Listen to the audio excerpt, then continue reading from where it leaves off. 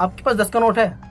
अब इमेजिन करो कि एक इंसान के पास इतना पैसा है कि उन पैसों को अगर 10 के नोट में कन्वर्ट कर दिया जाए और उन नोट को एक के ऊपर एक रखा जाए तो इंसान धरती से लेकर चांद तक पहुंच सकता है। और इतना पैसा किसी देश के पास नहीं, सिर्फ एक इंसान के पास है।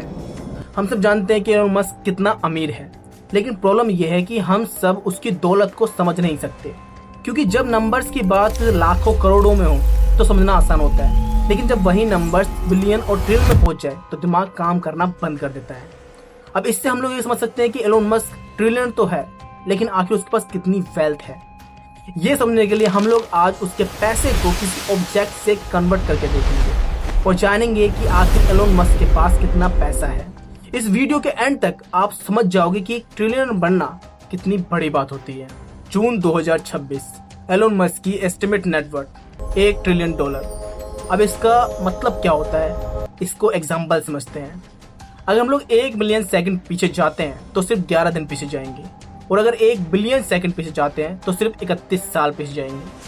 लेकिन अगर हम लोग 1 ट्रिलियन सेकंड पीछे जाते हैं तो पूरे 31,700 साल। जी हाँ, जब इंसान की नाम की कोई भी चीज नहीं थी, किसी भी तरह की सिविलाइजेशन एग्जिस्ट ही नहीं करती थी, उससे भी ज्यादा पीछे जा सकते हैं हम लोग। और इसीलिए 1 ट्रिलियन कभी खत्म नहीं होता। और एलोन मस्क के पास इतना पैसा है, इतनी वेल्थ है, लेकिन असली बात अभी बाकी है।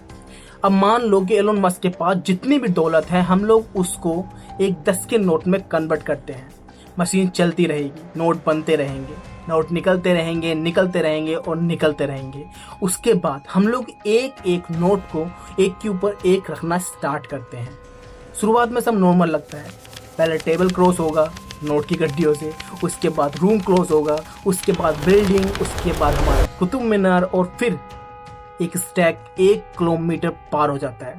इसके बाद कमर्शियली एरोप्लेन की जो हाइट होती है उसको क्रॉस कर देता है, और फिर ये एक्सपेरिमेंट पागल हो जाता है, कम से कम 100 किलोमीटर पार कर देता है उन नोटों की गड्डी से, जब हम लोग एक के ऊपर एक नोट रखते हैं।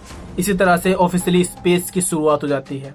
1000 किलोमीटर पार हो जाता है, सैटेलाइट की ऑर्बिट क्लोज हो जाती है। इसके बाद 10,000 किलोमीटर, फिर 50,000 किलोमीटर, फिर 1 लाख किलोमीटर, और उसके बाद 3,84,400 किलोमीटर पार हो चुका है। हमारा जो नोटों का टावर था वो चांद तक पहुंच चुका है, लेकिन नोट खत्म नहीं होते। और जो आपको लगता है कि यहाँ पे कहानी खत्म हो चुकी है, यहाँ से असली कहानी शुरू होती है। ये होता है नोटों की कहानी। ये है स्केल $1 ट्रिलियन का। लेकिन स्पेस तक पहुंचना थोड़ी आम बात लग जाती है। चलो इस एग्जांपल को दोबारा समझते हैं।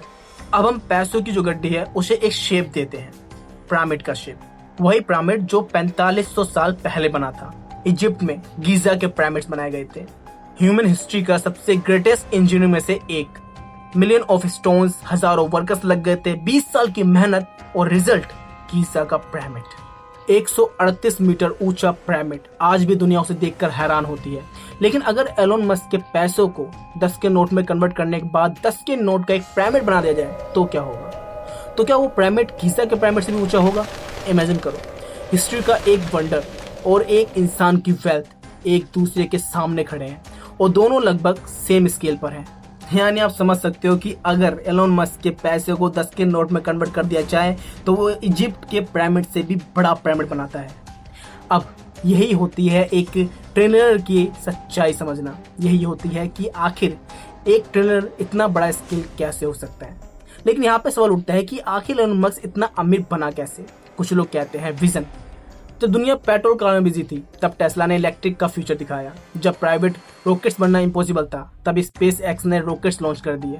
और जब एआई ने शुरू किया तो एलोन मस्क उस रेस में भी सबसे आगे था।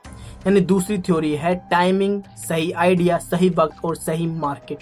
और यहाँ आती है तीसरी थ्योरी, मॉडर्न फाइनेंशियल सिस्टम, जहाँ कंपनी की वैल्यू सिर्फ आज के प्रॉफिट से नहीं बल्कि फ्यूचर की एक्सपेक्टेशन से भी डिसाइड करती है। तो मान लो जो भी थ्योरी हो, रिजल्ट सिर्फ एक है कि एलोन मस्क आज का और हिस्ट्री का सबसे अमीर व्यक्ति बन चुका है। लेकिन इंटरेस्टिंग बात यह है कि आज से 100 साल बाद हो सकता है टेस्ला किसी और की कंपनी हो, स्पेस एक्स किसी और के नाम पर हो, दुनिया का सबसे अमीर व्यक्ति कोई और हो।